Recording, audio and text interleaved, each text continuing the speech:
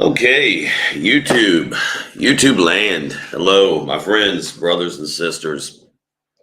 We have quite a little bit to get to today. So let's just jump right in this mess. First of all, I want to talk about the UFC, Nate Diaz, Dana White. You know, oh man, I also want to talk about the Northman, y'all. So that's going to be real fun. I want to talk about the display stuff here uh, on YouTube. We'll get into that all real quick. Let me start with UFC. Nate Diaz, Dana White. Looky here. We live in this age, y'all, of disinformation. That's the only way to say it. We live in an age of deception. I like that a little better. We live in an age of deception. For instance, I'll give you a great example of this. Dana White accidentally shows a board with the UFC 274 or 276 proposed fights on it, right? And I see everywhere on YouTube these boys are just running wild. Oh my gosh, look, the UFC wants to fight uh Chimaev to fight Nate Diaz for his last fight. Yada yada yada. Oh my gosh, they didn't know the board. Y'all, that is just the most ridiculous thing I've ever heard of in my life. Dana White is such a shark when it comes to holding information. That's a total PR pressure stunt by the UFC. Nate Diaz has been asking for a fight for over a year. He's been asking basically for a fight that he wants. Other fighters have reciprocated this, in particular Dustin Poirier, um, and I'm sure there's a few others that would love to fight Nate Diaz on the way out. But the UFC is they are what they are, man. You know what they did to Nick Diaz in his career? Like I'm a Diaz army for life, y'all. So they destroyed Nick Diaz's career. Not only does that man have enough issues going on, but 5 years for smoking marijuana. Now they're selling one of those NFTs with Nick and Nate Diaz smoking marijuana. So 5 years, they could have made that go away at any time. They did not. Just put it on the Nevada Athletic Commission and say, "Oh yes, they will." When Nick came back to fight, it's because he wants out of that contract. You could see he didn't want to be there. The UFC actually put together a good fight with him and Robbie Lawler, and it was a great fight. But you could see Nick was not ready. He was not in shape, and you could tell he didn't want to be there. He wants out of that contract. Nate Diaz wants out of his contract, and the UFC. What do? They put this public pressure campaign out. They want him to fight Chimaev. Now, why is that? Nate Diaz has historically had a hard time with wrestlers. We know that. I believe Dana White and the matchmakers over there believe that Chimaev is just going to destroy Nate Diaz, and they want him to look bad going out.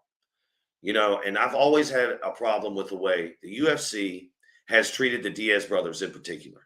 If you reach back, if you recall, if you're, like me, I'm old enough to remember when Nate Diaz helped to make the Ultimate Fighter show. Does anybody remember a little beef with him and Caro Parisian on that show? It made that season.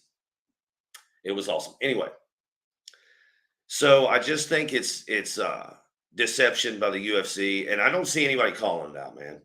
Even my guy, the Weasel, shout out to at the Weasel, man. He's talking about it, and nobody's bringing up that this is just deception, straight up. All right, let's move on. Let's get out of here. Let's get to a couple of you guys. All right, right here. What do we say? What do we say? Good enough for me. I was getting tired of it. Yes, sir. Yeah, that was a conversation we were having. Right? I'll be going back and forth because I have a thing to do, brother. All good, all good. Nice setup. Well, my friend, this setup's going away. That's why it might be a little echoing here and whatnot. This setup is going away. I will be making a video about where I went wrong in this home theater, where that this home theater falls short, and believe you me, it does. But I think it's also a good time to point out we work with what we have, and we don't need to dump $20,000-$30,000 into a home theater to have a home theater. That's what my journey really, the Home Theater Joe journey. This community started based off of that. Like we don't have to have the most expensive gear. You don't have to have a dedicated like this. This is our living room. So just for the record, we have two reference R51s. Yeah, they're 5 1/4 mid range, a 1-inch tweeter. You have two of the R120 subwoofers.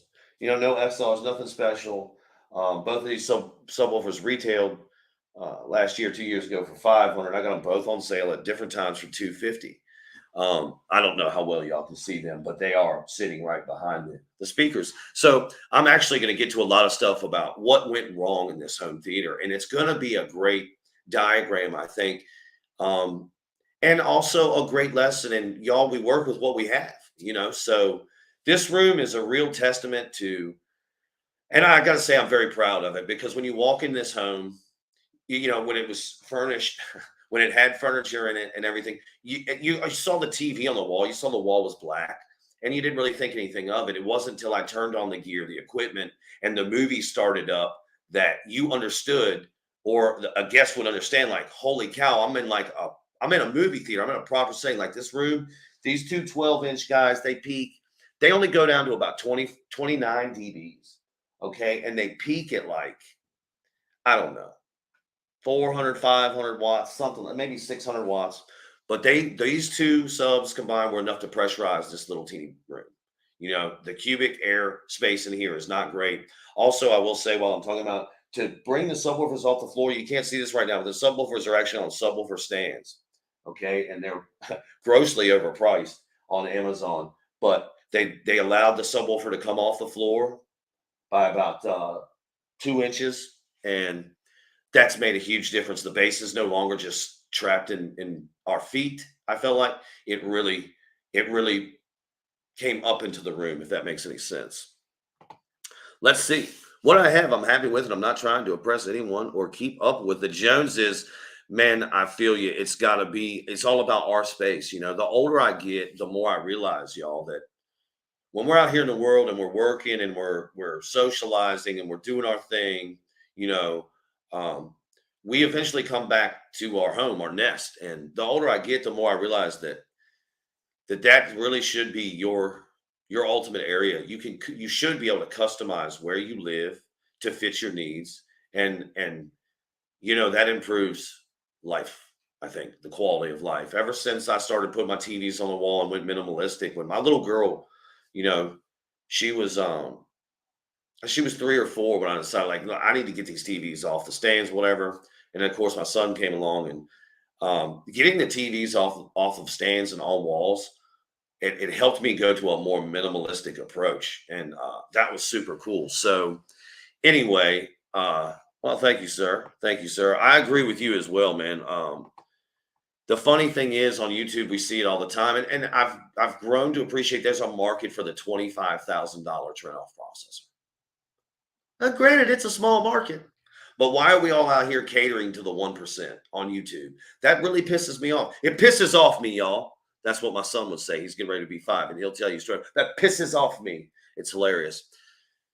It's like on YouTube, like so much of YouTube just caters to the 1% and what they're buying the $25,000 trend off. Like, I'm just over it, y'all. I'm not going to say names, but a popular YouTuber that I love very much just posted a picture of his reference surround sound setup, right? And I guarantee you it sounds immaculate, amazing, whatever, whatever. But it looks like, holy hell, looks like teetotal poo.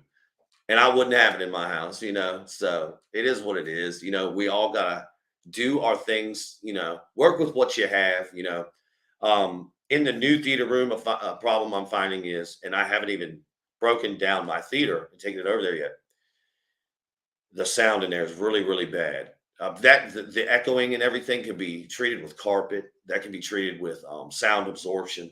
Also, sound diffusers are something that people often look over. I do not have sound absorption or diffusers in this room because, as you know, it's a living room and that's just not allowed, right? We got to listen to our ladies sometimes, y'all. But my lady she did come up with these curtains, which are blackout, mostly blackout, right? She did paint the wall black, like she's super cool. So that's always a good thing. But I just totally forgot about what I was talking about. But anyway, the home theater thing. Oh, yes, the sound in there. Y'all, like, I don't know if there's insulation in the walls or what. It was a porch, turned it, closed in, and It's like, oh my, yeah, I feel like the sound is just moving right through the walls.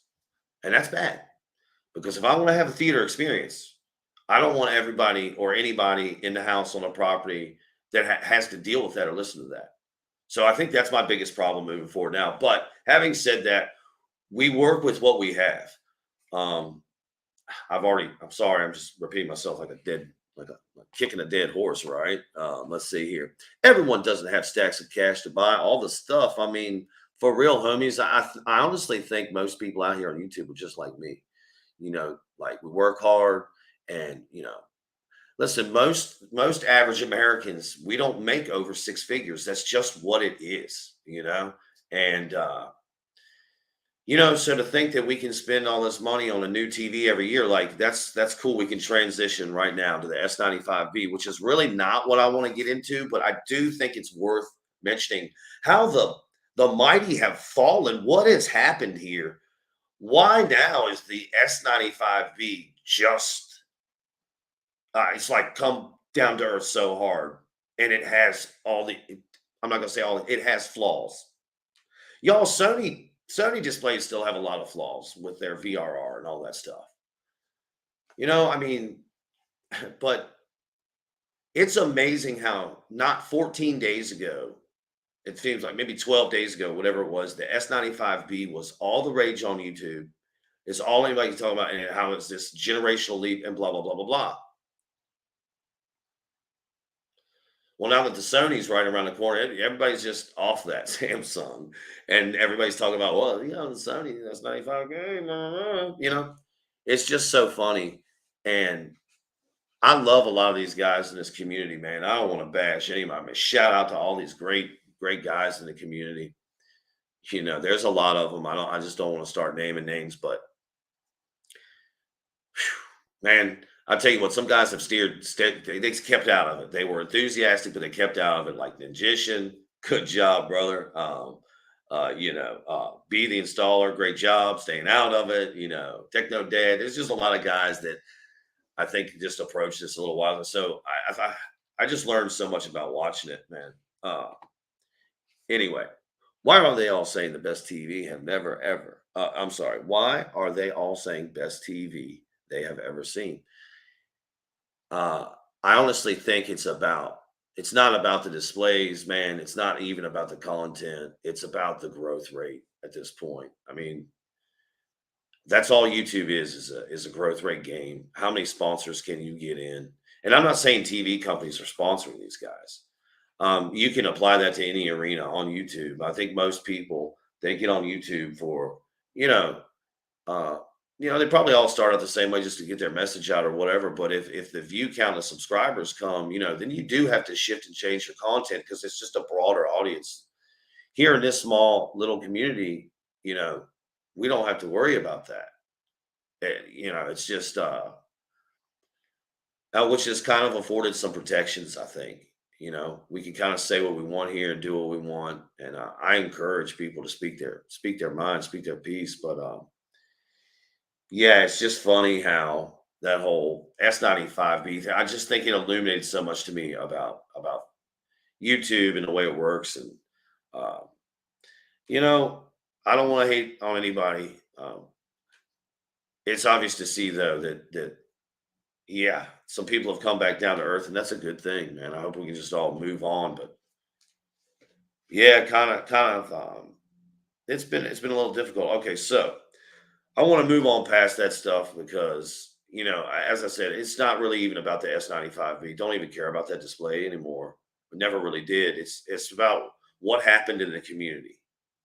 That's the crazy part of the S95B for me. I'll always associate what I learned about YouTube, what I learned about content creation, what I learned about content creators and influencers on YouTube.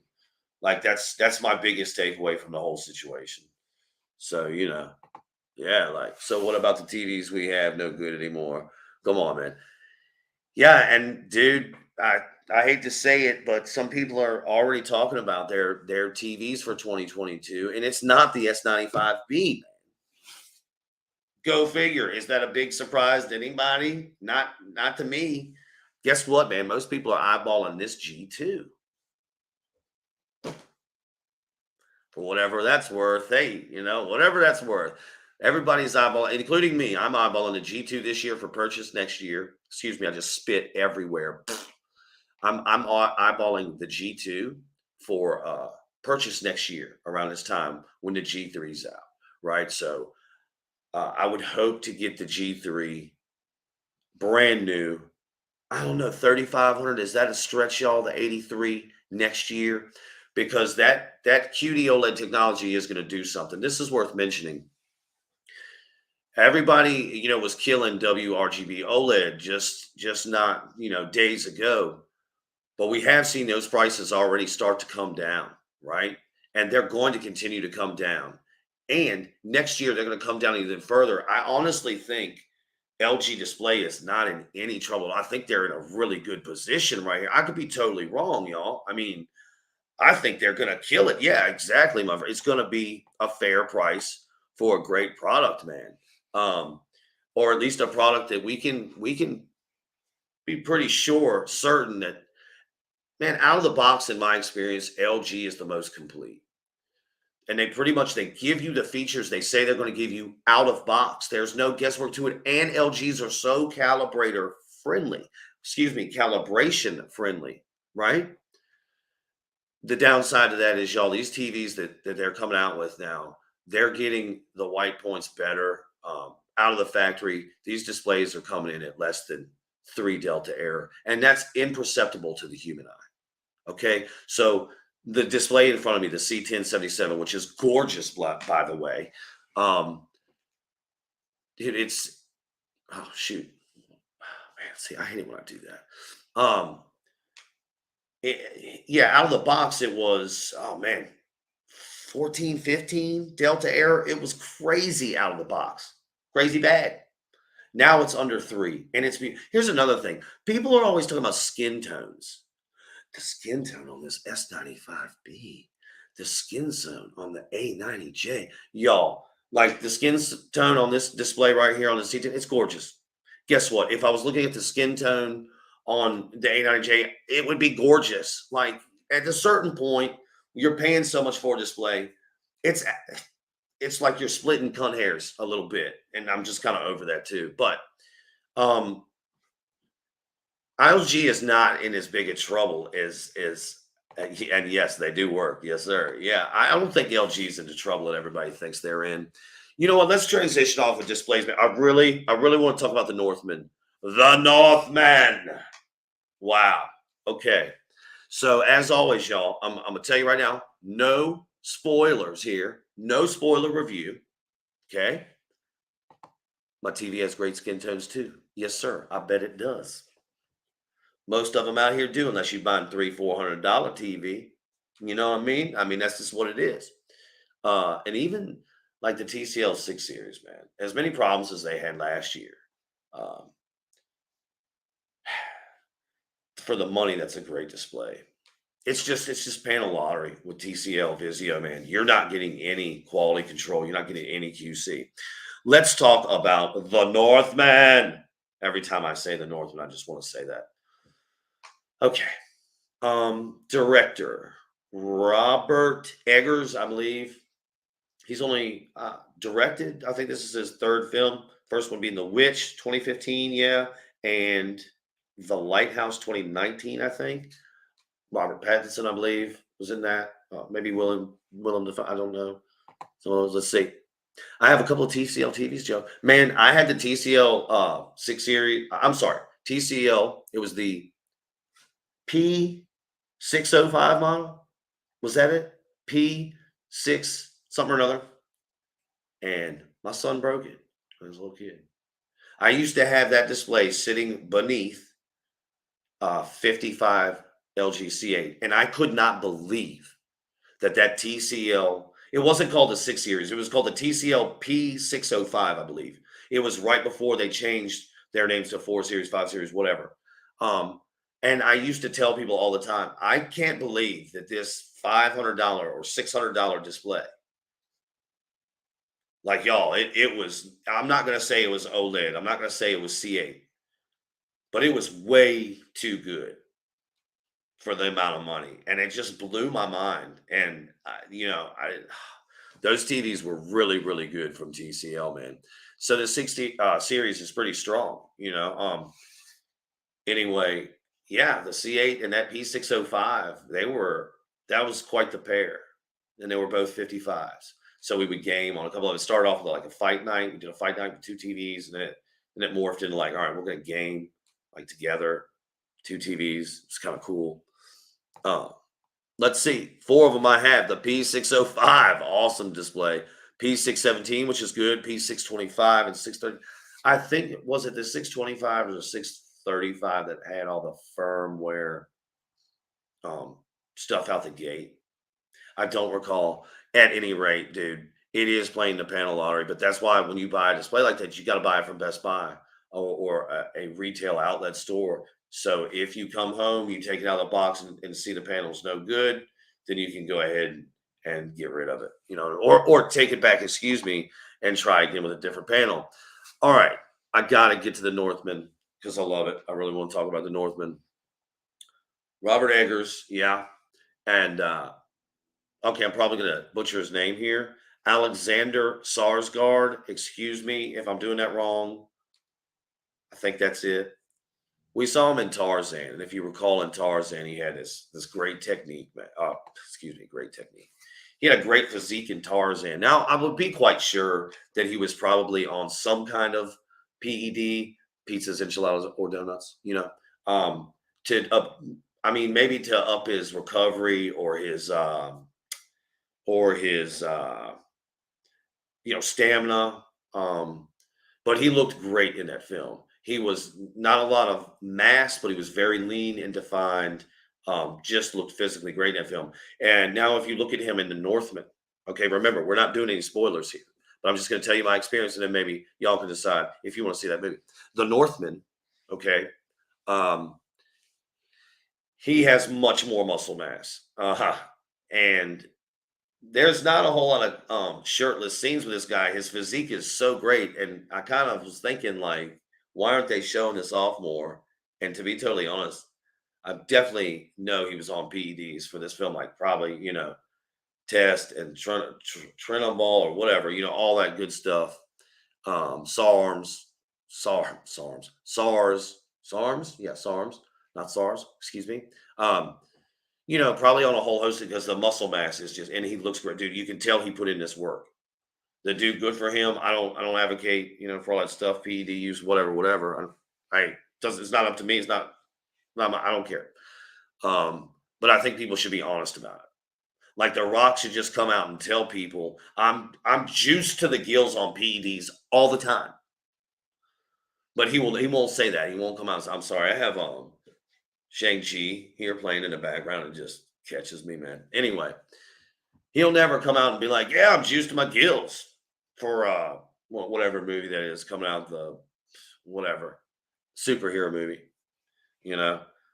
But he should. He should just be honest about it. Who cares, right? Anyway, that's good. That's good that you got good panels, my man. I've never had to take a TCL panel back and exchange it for another one. I've had a couple of them now. And I did have, I think we still probably have the 6 one, whatever. Yeah, but it's rampant online what the people talk about. So let's get back to the Northman. The whole cast in this movie did a really good job. They did really well. They did phenomenal. Uh, if you've seen this gentleman's other movies, there's like a whole lot of natural light going on here. You could tell they weren't on sets. There was no artificial light coming in in the nighttime or dark scenes. For me, that made it beautiful. I thought it was shot really well. Um, yeah, and the cast just they sold it all so well, right? They did their work, and it's a great cast. There's actually a lot more people in there than you would probably realize. When I went into the movie, I was thinking, oh, there's 4 or 5 people I realized are in this movie. But as the movie kept going, I was like, wait a minute, that's oh yeah, oh wait a minute, that guy, oh yeah. So that was kind of crazy. What I will say is this film. Here's the important part, right? This film is not the Batman.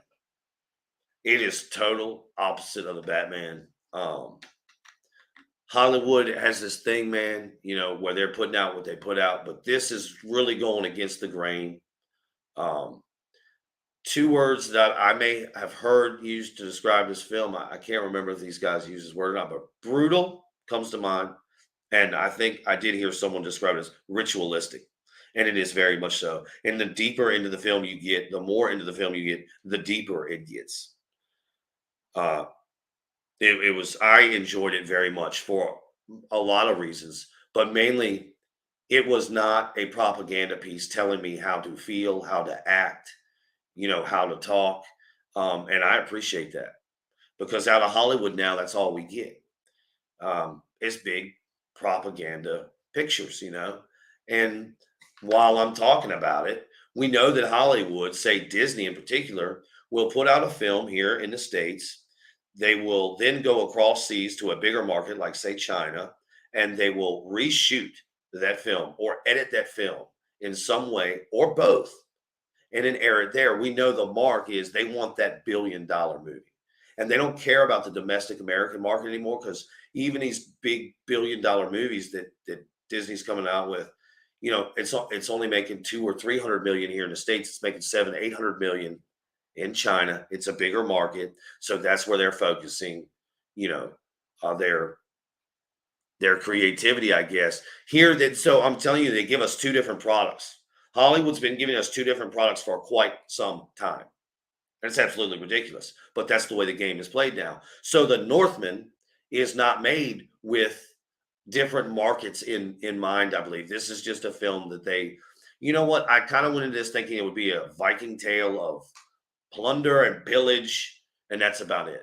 Man, there's actually a good story in here, and I was shocked. You know, let me drink my bougie water here, y'all. Did y'all know I'm sponsored? Yeah, I'm totally not sponsored, but I'm this is definitely expensive water. I don't know where y'all are, but damn, it's good. It's good, man. This and Evian, real good.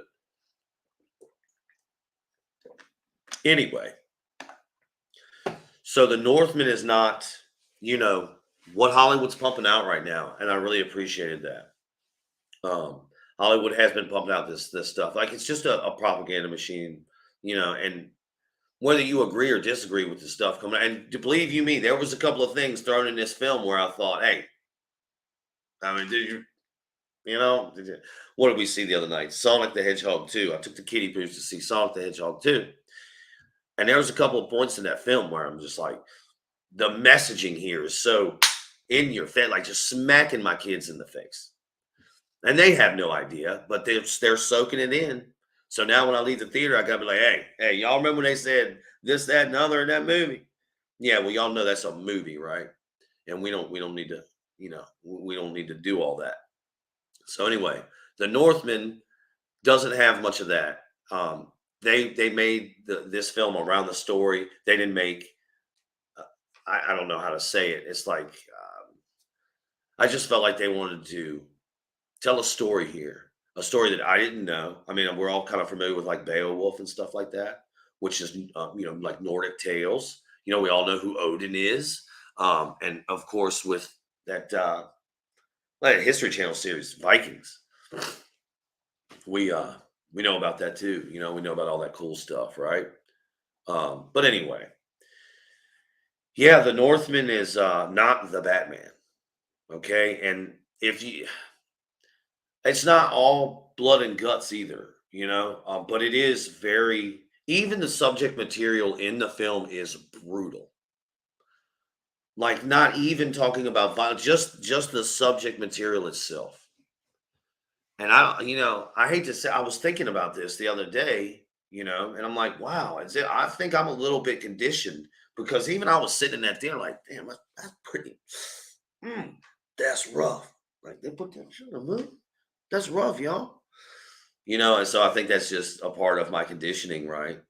I've been conditioned by the social media sphere and mainstream media to feel a certain way, right?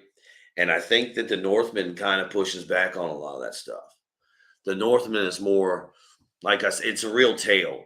And if you Okay, the Northman doesn't work. Don't go into the Northman thinking, man, I'm gonna go see it and a movie, and none of what's going on in the Northman applies to 2022 principles, man. That's something you got to understand about this film. Like it's not, it's 74, 75 AD film. Yeah. You know what I'm saying? And they did things a little bit differently back then. So I'm telling you, not only is it brutal in violence, not overly so either, but it's brutal in subject nature and honest, right? And phew. So I just think the Northman was great. And I think there's probably going to be a lot of people that don't see it because it's rated R, or a lot of people that hate on it because of the subject material that gets introduced into the film. I need to just stop talking about it. No spoilers. Um, but again, I want to do the whole cast. Man, that was really good. It was so good, y'all. I've seen like 3 movies now, excuse me, in 3 weeks, starting with the Batman, which was absolutely a terrible experience for me and my woman's, for us. That's then we both saw the Northman. It was great. And I just went and saw Sonic 2, right? So that's like, dude, Regal Cinemas. I live on the East Coast, right? Richmond, Virginia. And Regal Cinemas has this deal where you can pay $21 a month. You can, there's a couple of tiers, right? The first one's like 18.99. But I don't have a home theater, right? Kinda. So I just recently purchased this for $20, $21 a month, y'all. I can go see any movie I want to, any time of day, as many time I want to. Okay, I can't see the movie on the same day, right? But if I want to go see the Northman again, I just go. And I just show them my little app here on the phone. Yeah, like again, I'm not sponsored by anybody, but how do you? Yeah, Regal Crown Club, y'all. Like it's kind of cool. They'll show. Let's see. Oh, look at here. They show you all the movies that is now playing. You know, you can see the coming soon movies, and through this app, you go and you can pick your seating too. So um, it's really cool, man. And I try to pick times where I I don't want to go on to a movie on a Friday or Saturday night and be stuck in a theater with like hundreds of people. They're not turning off their phones. You know, when a funny moment comes on in the theater, y'all, you know how everybody starts laughing, and then you miss like the dialogue for the next couple seconds after that, or people are just hollering and screaming and hooting, whatever in the theater. So I like to go to the movie theater at times when it's not very busy, and that has worked out really well for us in the last. The Batman was really crowded. Um, well, the most crowded one we've been to. So, but since then, I have picked times where not a lot of people have been there, and we really have enjoyed those experiences. As a matter of fact, I just got that app. Y'all need to check it out, or the membership, right, to the Regal Cinema thingy.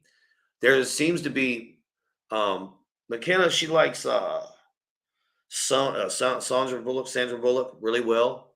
She likes her a lot. And Channing Tatum, I like. I think he's funny as hell.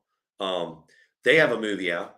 I'm gonna take her to go see it because hey, my ticket's free, right? I got this club stuff, so I'm good. And all I do is pay for her, right? And then boom. So that's one ticket. So she's really gonna enjoy that. It's a rom-com type movie called The Lost City, I believe. Um, I'm not gonna care for that movie, but you do think, you want to get her, out of the house, right? Yeah, and have fun. I'm still here. I'm just moving around, doing some things while I'm listening to you, bro. Thank you, brother. Thank you, brother. Let's see here. I like going to my home theater, laugh out loud. I like going to my home movie theater. Um, okay, so that's I'm a little confused. I don't know if you mean your home theater or your home like town movie theater. But I love my home theater, which is technically all the equipment's still up and running, but um, there's no real furniture here and all that stuff. So yeah, I don't utilize it. And the new theater space is God, it's gonna take so much work. But yeah, that's what I would say, dude. We've had a lot of fun going to the movies lately, and we've had an awful lot of fun going in those times when there's like nobody in there, right? So yeah, it's all been pretty cool, man.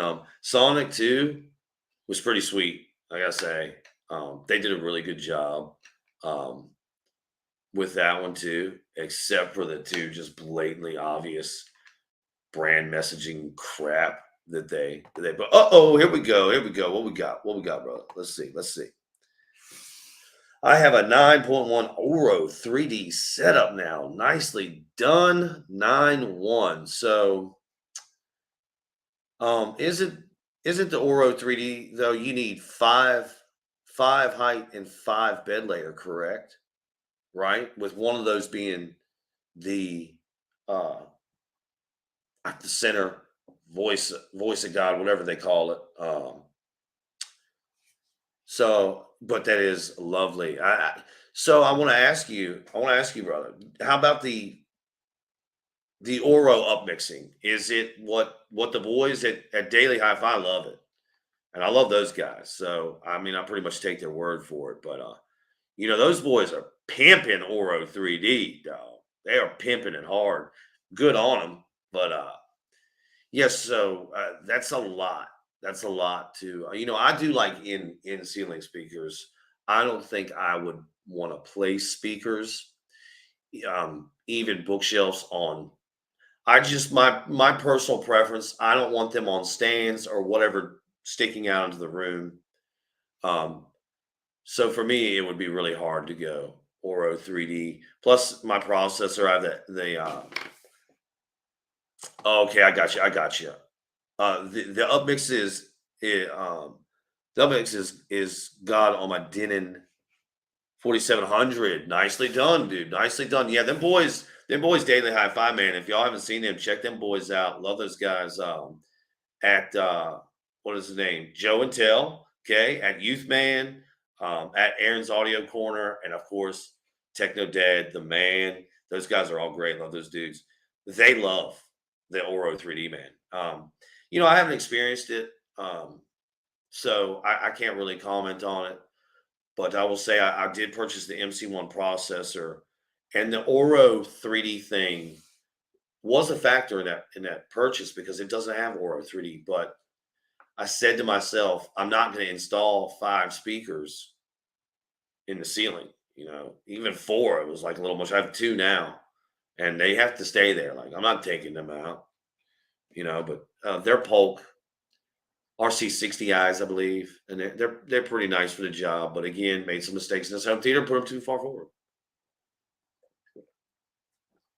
Anyhow, also for height channels, man, if you're not doing, a big shout out to Home Theater Gurus. Love his channel. He's got some of the best information out there.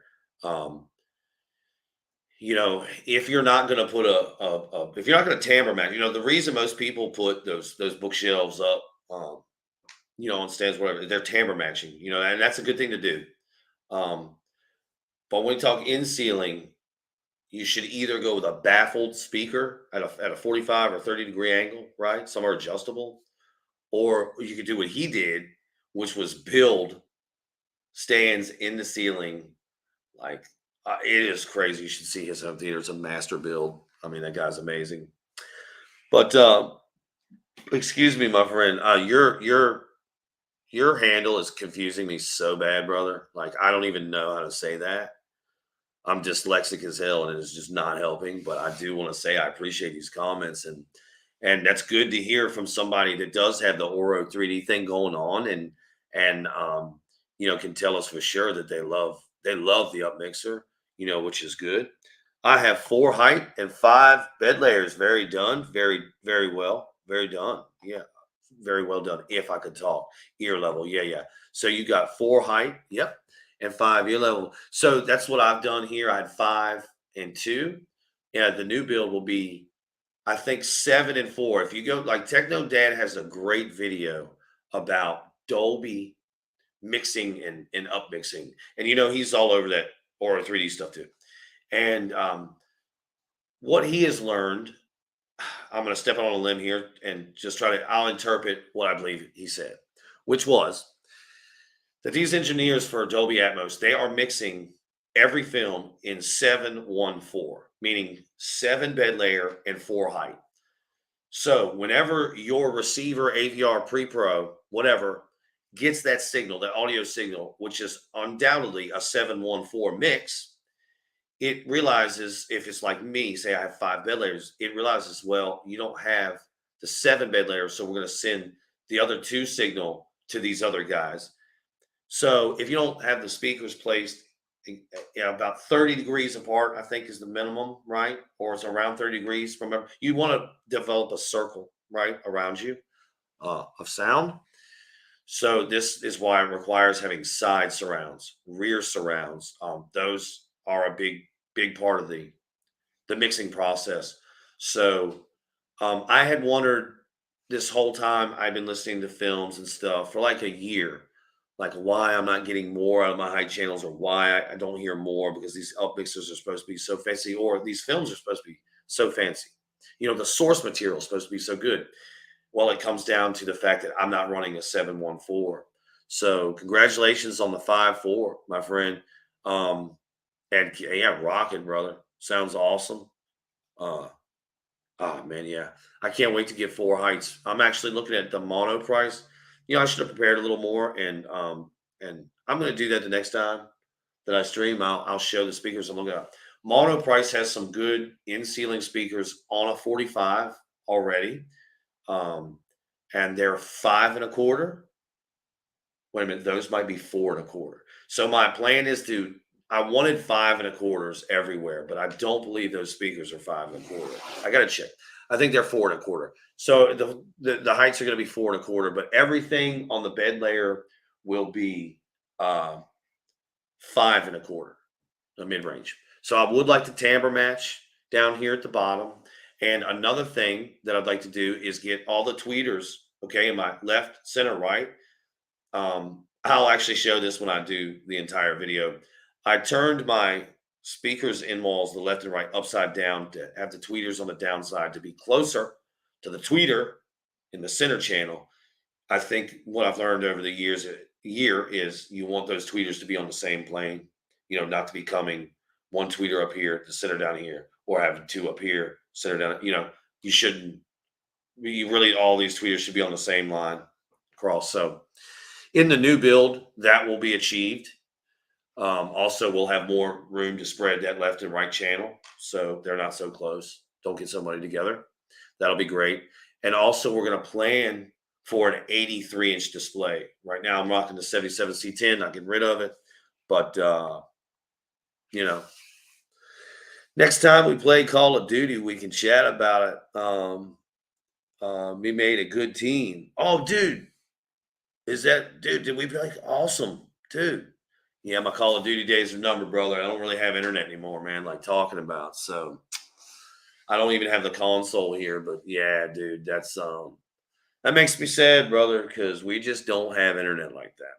I've been testing, and we have I think it's a 450 gigabyte cap, right? So the Xbox, the test I've run over there, it's downloading at maximum 55 megabytes a second, right? Um, which is good enough to game on, but we have to think about the usage. Like, you can figure. I think I kind of looked this up for an hour of gameplay, um, with a modern uh, gen console. You're looking at about 300 megabits of information, right? So, um, wait a minute, that's not right. Yeah, it is. Yeah, it is.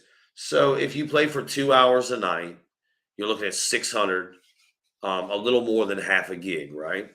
So anyway, we just have to do all these measurements really and think about how much space we have, because the lady, she needs that stuff for her job, right? So anyway, it's like we've made a big change, and brother,